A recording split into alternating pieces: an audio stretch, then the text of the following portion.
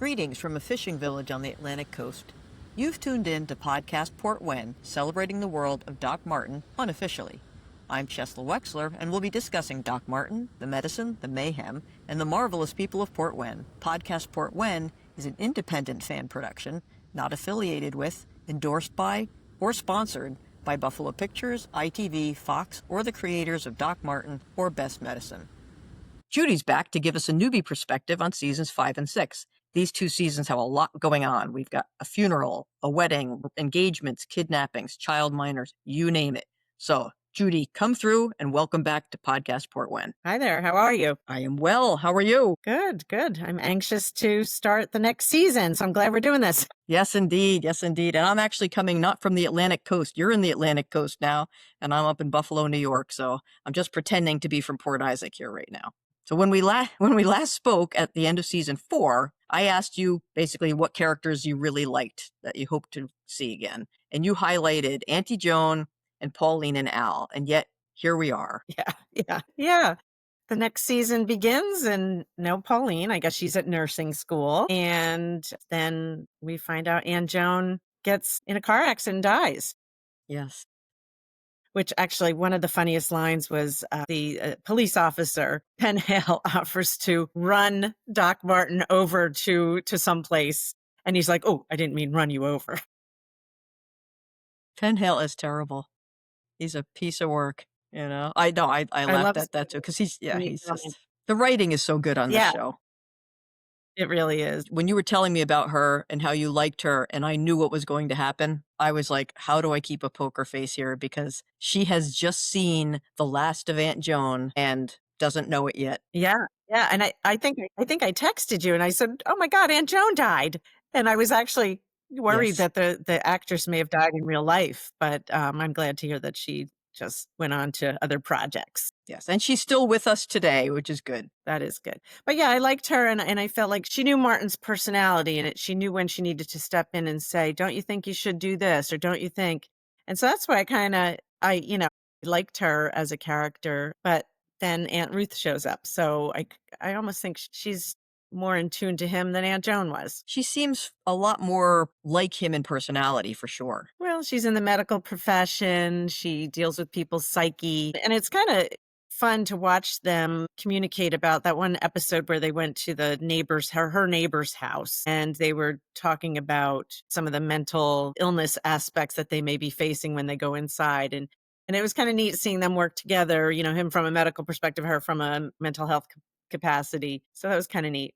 And she seems like she has his number. Yeah. And I also think she's also socially awkward. A bit, very proper and prim. And I think she's funny as hell. She says some little one-liners that are pretty good zingers. She's funny. I think she has his number in that when she first meets Louisa, she's like, so did, I don't suppose Martin mentioned me. And she's like, and she said, of course he didn't mention me. And she said things like, he's not going to introduce us. That's, so she knows how he is and that he's awkward or blasé. I'm not sure if he's awkward or just doesn't care, but she seems to have his number.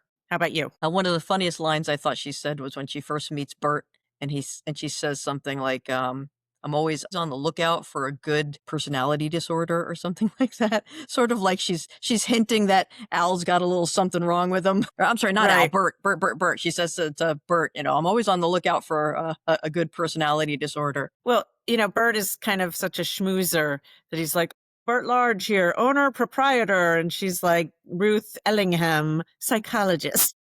Yes. And doesn't someone think that she's a psychic at some point? Like maybe Janice or somebody's, she's a psychic, so she just knows things.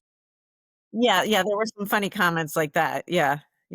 She seems not what I would expect being a psychologist going into prisons. What would you expect? Well, I don't know. Maybe she seems a little nun-like, so maybe it's appropriate, but I guess I would have expected somebody who works with a prison population to be a little more tough or rough and, I don't know.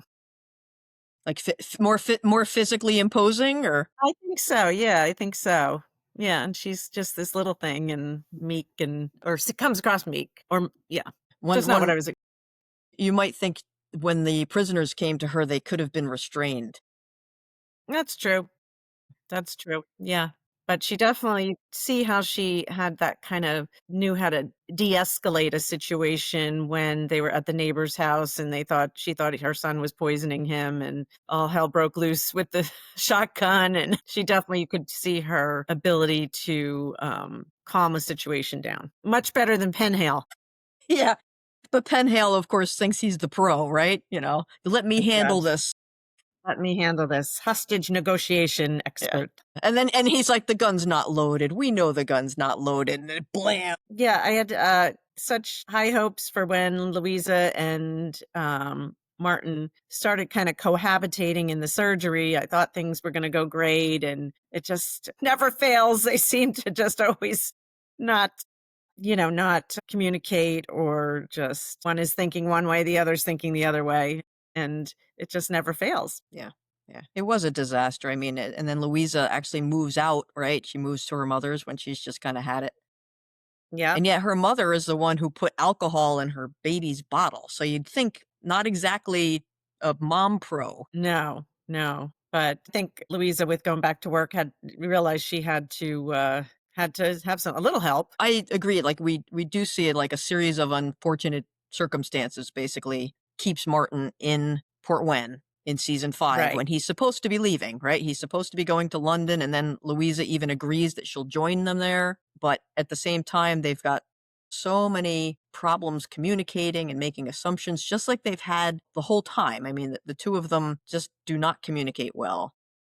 No, Martin's making decisions for Louisa. She hates that, even though sometimes he's taking her into account when he makes them, but nonetheless, he's still just doing things without. informing her. Yeah. Yeah, something that would typically be a partner discussion. He's just even if he makes a decision that is the one she wanted, he just does it without discussing it with her. Do you know Right. what I'm Yep. saying? Yep. Yep. So then remember I said I didn't like Mrs. Tischel? Yes. Yes. At the end of season 5, I was like, see, I knew I didn't like that lady. She's crazy. She's crazy. See, I love Mrs. Tischel just as a character. Like, I don't love her personally. And I think the fact that the way you're saying you don't love her, it's like you're in the show, you have developed a relationship with these characters at this point, and you don't like this person. I think I feel like I'm part of the show because they really draw you in. There's something about Mrs. Tischel where I can also be a little bit of the observer and just Right. admire how the character is played, and she just makes me laugh at how she's eye fluttering and so fawning over Yeah. Martin. Yeah. Yeah. But I can't recall, why did she start taking all those meds that kind of made her have a Yeah, I don't psychotic think we have episode? much of an explanation on that. I don't think we really know why she starts taking those. I think one of them might be a mood altering thing, so like maybe she's a little depressed, but then she combines it with this other one that this is a bad combo. That kind of surprised me that she was taking a concoction that reacted with her so poorly, because when Martin was going to be leaving Portwenn and they brought in that new doctor, and then one of the gentlemen came to the pharmacy and he was having an attack and he had pills in his pocket, and Doc Martin asked where he got these pills, and she's like, certainly not from my pharmacy. So then I got thinking, well, how the heck did she get herself so mixed up on something? Yeah, that's actually a really good sort of plot thing to dig into because they don't usually have things that aren't explained. Right. Well, So and I don't know if you remember me mentioning something about the state of the socialized medicine. And then I was thinking, well, gosh, is that how it is? The small communities don't get the best doctors, right? And they have to travel to get major things done, but and don't get the best doctors, which I guess could be the same here. I mean, I don't know if rural places and also don't get the best and brightest. I mean, I'm sure yeah, there's got to be degrees of doctors, right? yeah, 50% of all doctors graduated in the bottom half of their class. Exactly. I guess that could be anywhere, but I guess it just kind of tells you how Portwenn is kind of off the beaten path and a little tiny village that is nowhere like London, for sure. And Mrs. Tischel recognizes what a gift they have from a medical perspective in Martin Ellingham. Yeah.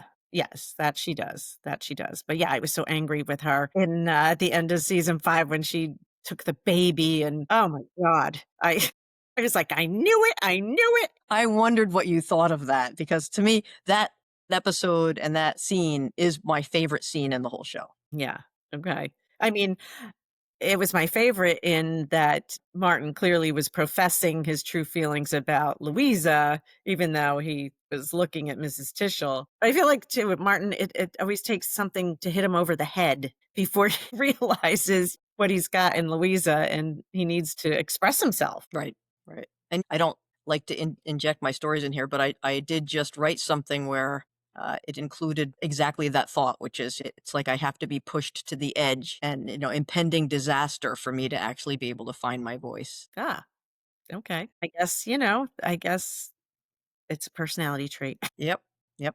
It's just who he is. He's not one who's going to share how he feels. He'll tell you what he thinks till the cows come home, but not how he feels. Right, right. And then makes you think, well, again, as I mentioned it before, does he have a personality disorder? Is he kind of on the spectrum where he just socially is very awkward, or, Hmm. I mean, it definitely, particularly with Louisa, if we were moving on to season 6, I was thrilled that they got married, but then the issues continued, and him not telling his wife that he's having recurrence of his blood phobia, and submitting the paperwork to name the baby. Well, I guess was that 5 where you That was submitted the 5. paperwork? Yep, yep. Yeah. But he did it without telling her he did it, even though he did it with the name she wanted. Hmm. I kept thinking to myself, what is it gonna take for this guy to realize he's gotta start opening up? And so I was getting very angry with him in season 6. I was not giving him much grace, I gotta tell you. Yeah, yeah.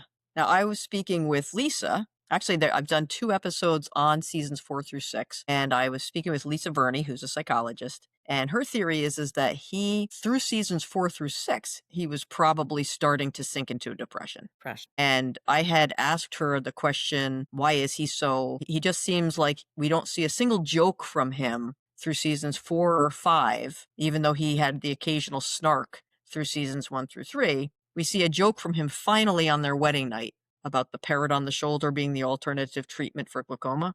But it's the first joke we've seen in 3 seasons. Yeah, I mean, I don't think he ever smiles. So yeah, he just seems so, with very no affect whatsoever. None. Except anger and frustration. He's got anger and frustration in spades, right? Yes, yes, that's true. That is true. But yeah, so I guess maybe that is a sign of somebody who's unhappy. I guess the whole situation from the get-go, he was not happy about.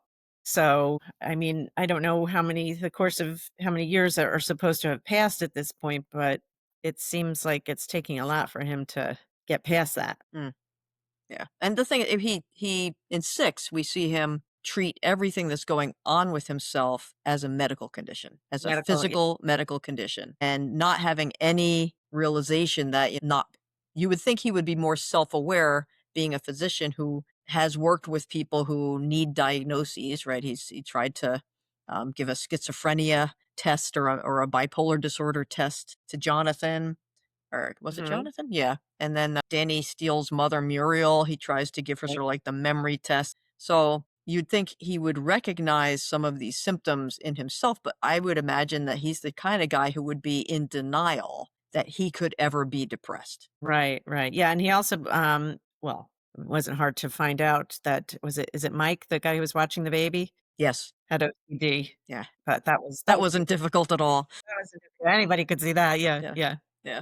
But, yeah, maybe he just can't imagine, although he recognized that he had the blood phobia, so that was a self-realization there, but maybe he's just not recognizing the effects it's all had on him Yeah. emotionally. Yeah.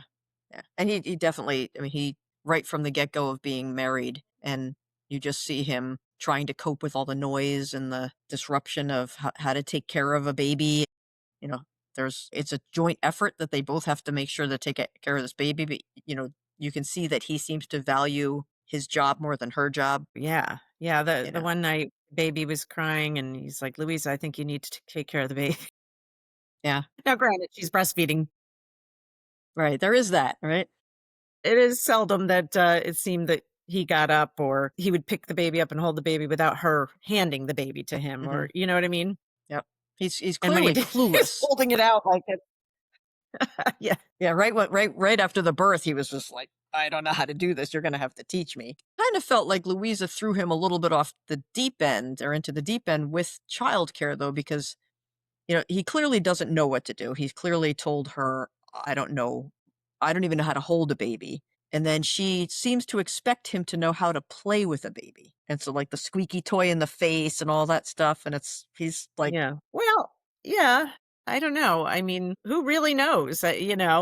My husband wasn't exposed to kids when we had kids, and we figured it out. Everybody who has a kid for the first time is somewhat new to it, particularly when you're exhausted and up all night, and but that's all new. So, hmm hmm um, I thought it was funny how he was trying to suggest to Louisa that she had to let him cry in the crib and that she's going to make him, too needy or something if she picked him up. And she finally couldn't take it anymore and picked him up and gave him a cuddle. Clearly, either he learned that parenting technique from, or everything he does is just from reading books right. and research studies and all that. But we do harken back to that in season 6 because that took place in season 5 when he's like, "Don't pick her up, Louisa. It's the thin end of the wedge," you know. Yeah, yeah, yeah. But Yes. then you find out from Margaret, right, that she would just let him cry himself to sleep. So that's what he experienced, and he's like, "Never did me What any he harm." experienced. So he's Right. really been taught not to have a need. And again, maybe that carries over into him sharing his emotions because he just keeps it all inside. And he probably did growing up, Yeah, which is yeah. sad. I think it really is. I think denial of love in a way. Yeah. No idea of how he's supposed to interact. And certainly he doesn't sound like he was getting anything good back from his parents. No, not at all.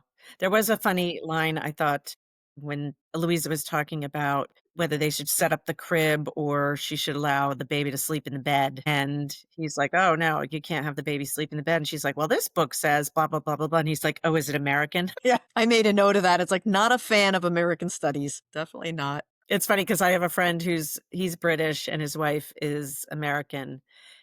And I do think he was an only child. He went to boarding school, all that stuff, and I do think I mean, luckily, he just told his wife, "Do whatever she wants with the kids, how she raise them," because they couldn't be more opposite in what they would normally do. She, would fawn all over, and he would kind of be like, "Well, let him cry a little bit." That's funny. So this is not completely misplaced dialogue or writing from the script writers then, huh?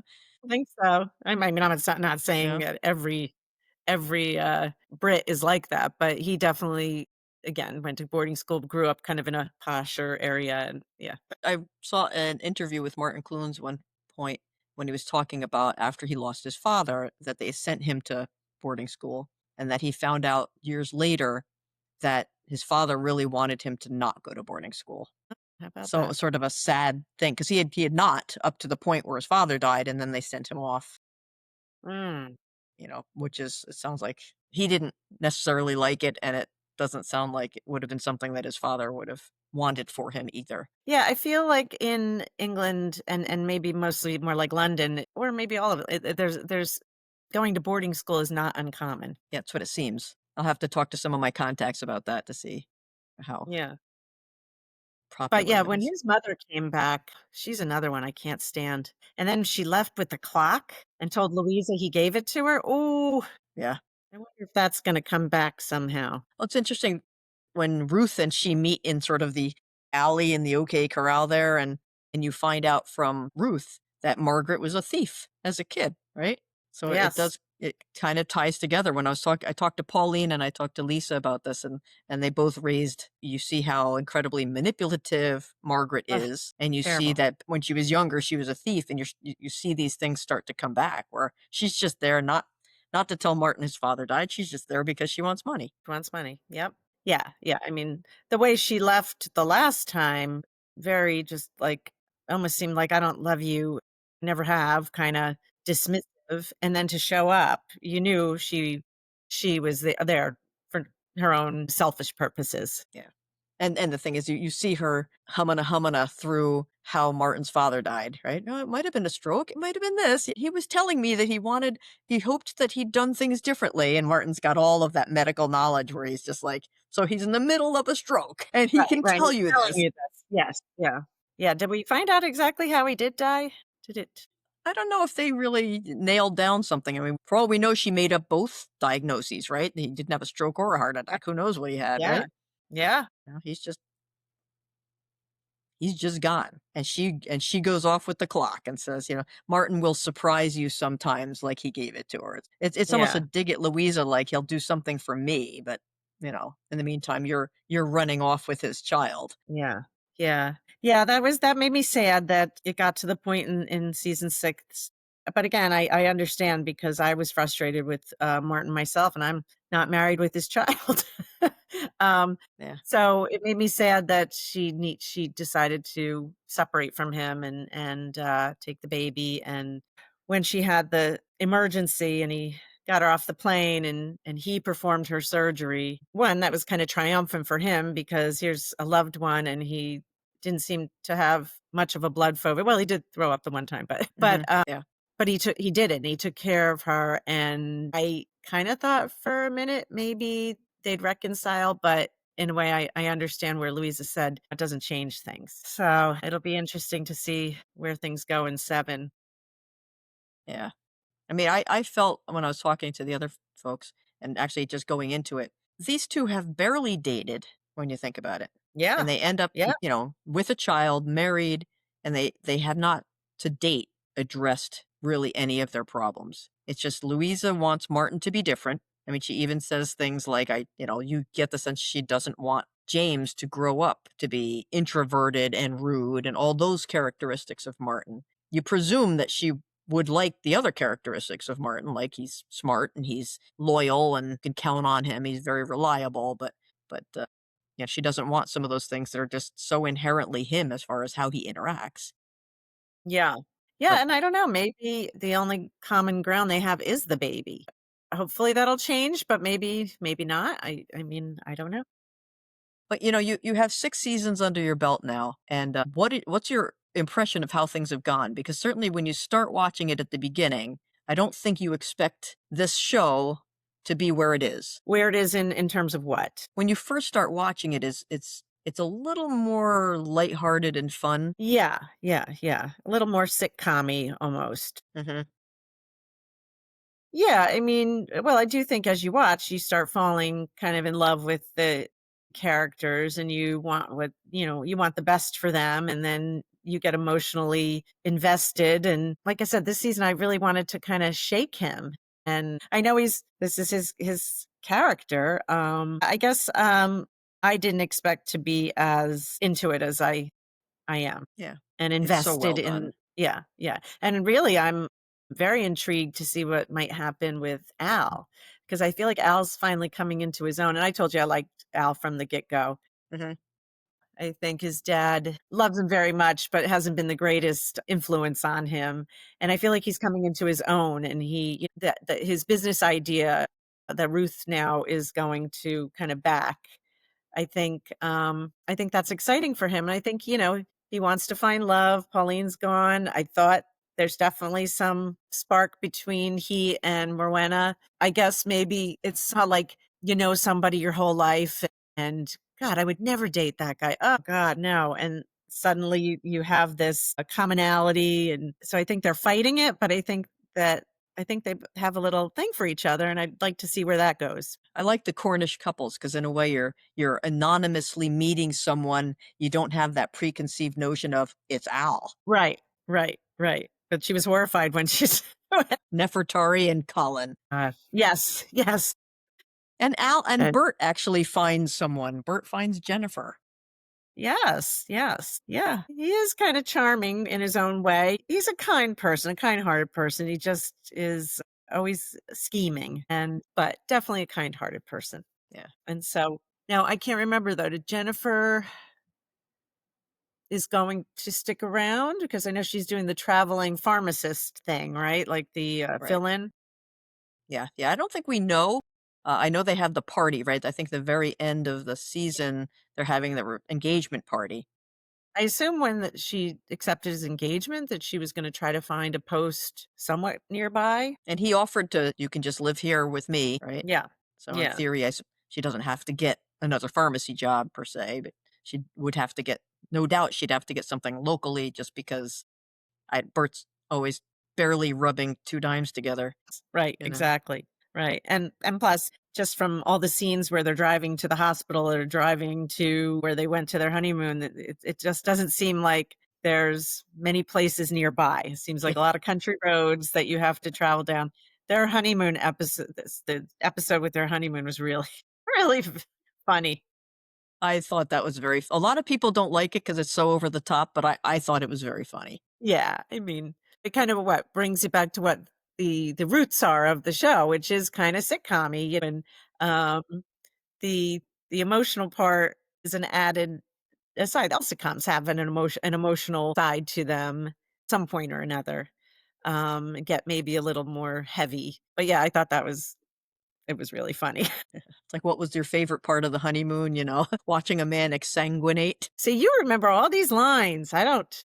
Well, when you've watched it as frequently as I have, because not only did I just watch it numerous times before I started writing, but I have to go back and rewatch it to remind myself what is the story and what is from somebody else's writing to make sure I'm not taking someone else's writing, that I'm sticking to the canon of the story. And then with this Yes. podcast, I've had to rewatch the whole series again to keep up with my people who I'm talking to make sure it's all fresh in my mind. Yeah. Yeah. I'm kind of blowing through them very quickly. At some point I would like to go back because I'm sure there'll be things that I didn't catch the first time around, you know.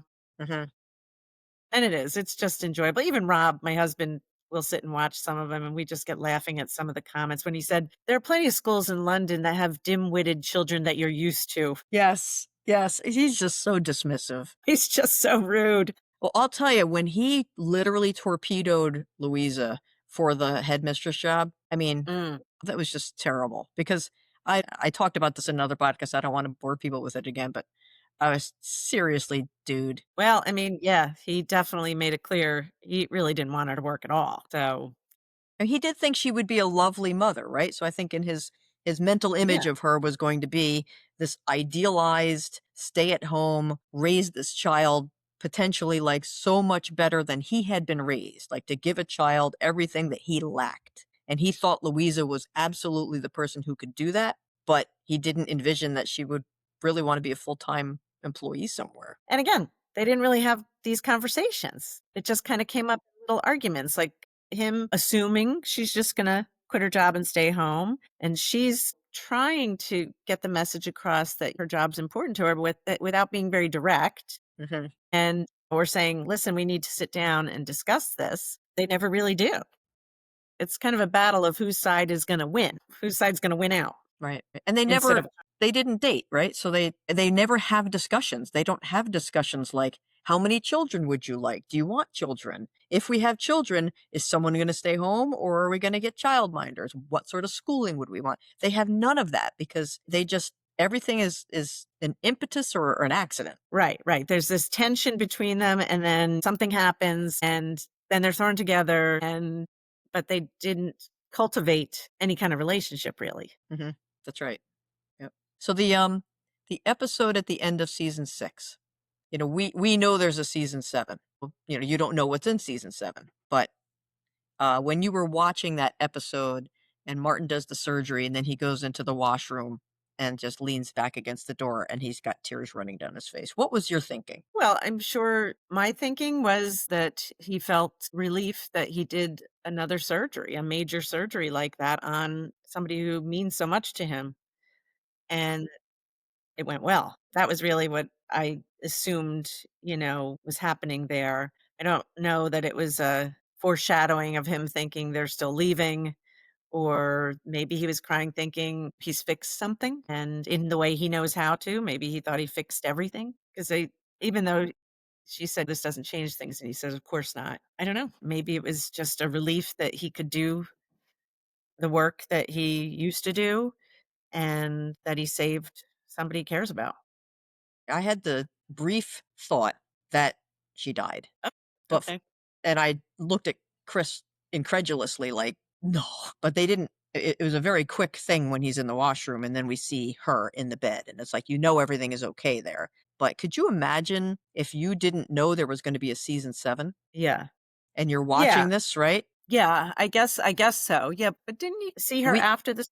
He does, but just imagine that you're watching this. There's only 6 this is the end of season 6 of Doc Martin. That's all that exists. You don't know if it's gonna get renewed, right? And he goes in, he does the surgery, and the last thing you see is him completing the surgery. The thing you see immediately after that is him in the washroom with tears. And it only lasts a little bit of time, but I thought to myself, if I were watching this show at the time, I would have thought, "My goodness, she's dead," or something terrible has happened. But then the next second, you see her in bed, and the nurse is like, "Have you seen my husband?" "No, but the surgeon's gonna be in," and then talk of the devil as Martin walks in. Yeah, no, that did not cross my mind at all. Maybe because I know that there's more episodes, and you're right. Yeah, Like, maybe had I not known, I would have been like, "Oh gosh, what just yeah, happened?" yeah. Like, I wish I could Especially since find a newbie who had no idea how many seasons of the show there were. Like, if I could yeah. find somebody who's been, like, living in a bubble and just say, "Here's a show." Yeah, and if I were in the shoes of somebody who had no idea there was anything beyond, I might think that, particularly since characters have come and gone, right? Mhm. Was it Elaine? Was she the first receptionist? Was that her name? Yeah. So, here Elaine just completely gone one season. Um, and Aunt Joan gone. Yeah. You know, could have been a way to write somebody off if I didn't know better. And the thing you've been rooting for this whole time is for them to get married, and you got that, right? They've been married, and now all of a sudden, oh my goodness, is it possible that the next season is he's gonna be a widower? Holy cow, right? But, With the how's that baby. yeah, how's that gonna be? Yeah. What did you Yeah. think of the last scene when they were talking about things are no different and nothing's been resolved, and she just says, "Thank you for coming after me," and he says, "You're my patient and you're my wife." I thought it was funny that he said, "You're my patient first." That was my first thought. I remember definitely thinking, I was like, "Patient?" And then he said, "You're my wife," after. But I was like, "He should have said, Mhm. 'You're my wife.'" Yeah, I mean, what did I think? I thought it was really sad that, yeah, great, he saved her life, what he's trained to do, but they still have their issues and their problems, and it's just sad. And I think he values, and I think he loves Louisa, but they've got a lot of things to work on. But he does seem to want to change, right? Because he says, "I need your help, Yeah. Yeah, I know how to be a surgeon, that's not a problem, but I don't know how to be a husband. But in and her I mind, want she to needs, be better at it," right? "I want to be better at it." but and she's, I think, like I said, I got so frustrated with him in this season that I don't blame her for wanting to say, "Okay, I gotta get away from you," and then come back and hope there's some real change. Yeah. I thought he was an absolute beast at sports day. I mean, he was just terrible. Such a jerk. Mhm, Such a jerk. Yeah, no, a real jerk. Yes. It was mhm, awful. yeah. And I'd be so furious. So What I did don't you blame think when her. she got hit by the car? Yeah, that was surprising. Um, I first thought was like, "Oh god, she's really, really injured." I didn't expect it just to be her arm, and then what was it, a blood clot formed or Yeah, something later. collarbone, and then she got a DVT. So, yeah, at first I thought, "Oh my god, it's gonna be emergency surgery right there." I didn't see the silent killer later on that he had to go and kinda yank her off of a plane. Mhm, yeah. Arterial venous malformation or something. Things you learn when you've watched it 10 times. Yeah, yeah, that's beyond me. So what do you think happens next? Hard to say. I don't know if they're going to try to do, like, pick up right where it left off, or is it going to where they show them apart, her in, was she going to Portugal or Spain? Spain, right? Spain. Yeah. Her in Spain and he in the village, or is it going to now the summer holidays over and she's back at school and I assume living in an apartment? And yeah, so I certainly don't think they're getting back together anytime soon. So I think we'll kind of see how they manage things, life living apart, raising a child together. And maybe they'll realize that when they're not under the same roof, it takes a lot more work to communicate and maybe some things will change. I'd like to see a little happen with Al and Morwenna. That would be kind of cute, I think. I would like to follow that. It's funny, Mrs. Tischel is still in the picture, but where the heck is her husband? Didn't he buy a caravan, a trailer, like a caravan, and he wanted to go and travel around in the caravan? And she kind of was like, what? He talked about wanting to do that because he wanted her to retire as well because he was going to retire. And she was like, why would I want to do that, you know? Right. So do we assume that he's just off caravanning all over? That's why, she comes back from the hospital or the rehab or whatever, but you don't see hide nor hair of him. So I guess we have to assume he's just going off on his caravan tour and she's staying in Portwenn. As good an assumption as any. Got to keep my That's poker just what I face, you know? assumed, It's, or it's I don't hard when know. you know what happens. Okay. All right. Well, see, now I got to get season I 7. couldn't let on that Auntie Joan died or Pauline left or any of that stuff. It's like I just have to. I can't theorize with you when I already know the answer. Okay. Geez, now what time does the library close? I want to see if I can get a DVD. Do Hoopla. Either that or I'm buying a Hoopla? Hoopla, Yeah, Hoopla is associated with the library, and you can actually borrow the videos and immediately have access to them and stream them to your TV if you've got like a streaming device that you can cast to. Hoopla okay. Either that or I'm getting Acorn. It's worth it. There's a bunch of Martin Clunes stuff there, which is worth it. And you have seen him in other things at this point, or no? I have not. No. I did see the blooper. There were some bloopers, so that was kind of nice to see him laugh because you start thinking, God, he's such a stiff. So it is nice to kind of see him loosen up. I would love to see him. And Louisa said, you do own a pair of swim trunks, right? Proper swim trunks. I'm thinking to myself, not those thongs. Yeah. But I'm thinking to myself, you've never seen him, the guy in pajamas. You've seen him in pajamas, but not shorts or a t-shirt or nothing, just a suit. He's a suit guy. Yep. Suit, scrubs, and pajamas. Scrubs. True. You've seen him in scrubs. Yeah. Yeah. That's funny. So you need to get your next. I do. I'm really hankering for a fix of the next season. And I would like to discuss it with you after 7 and not necessarily wait to 8. Okay. Season 7 is an interesting season. Maybe it'll help me if I go through it quickly, then I'll rewatch it so that I pick up on some of the little details that maybe I missed the first go around. And if you had Acorn, you could rewatch anything you want in seasons 1 through 6 without any commercials. Yeah, the commercials are pretty brutal on, what do I have? Pluto. Very long. Yeah, it's absolutely worth it for a couple of months because you're going through it quickly. So you do it for a month or two and then you're either done and you don't find anything else that's there, or like me, you found other things to watch. I mean, I watched a ton of stuff on Acorn, and I will resubscribe to it as soon as they bring Out There to Acorn, because that's another Martin Clunes series that did not get renewed in England, but I still want to see those. I still want to see it. Well, I really appreciate you taking time from all of the Christmas preparations and all to have an emergency podcast session here. You got me on a good year. We're ahead of the game this year. We're in good shape. I've been cooking for Christmas Day already. That's unusual. That's impressive. That's impressive. And for those who are watching this now, it's the 23rd of December. So that's actually quite good. Well done. Proper job. Yeah. Yeah, this is not the norm for me. Usually I'm scattered at the last minute. Yeah. But so it feels pretty good. That's awesome. Well, listen, thanks so much. And we want to have you back. Have a wonderful Christmas and talk to you soon. Very Merry Christmas. And I don't know when we'll see you, but if I don't see you till after January 1st, Happy New Year. Thank you. You too. Take care. All righty. Bye-bye. Podcast Portwenn is an independent fan production, not affiliated with, endorsed by, or sponsored by Buffalo Pictures, ITV, Fox, or the creators of Doc Martin or Best Medicine.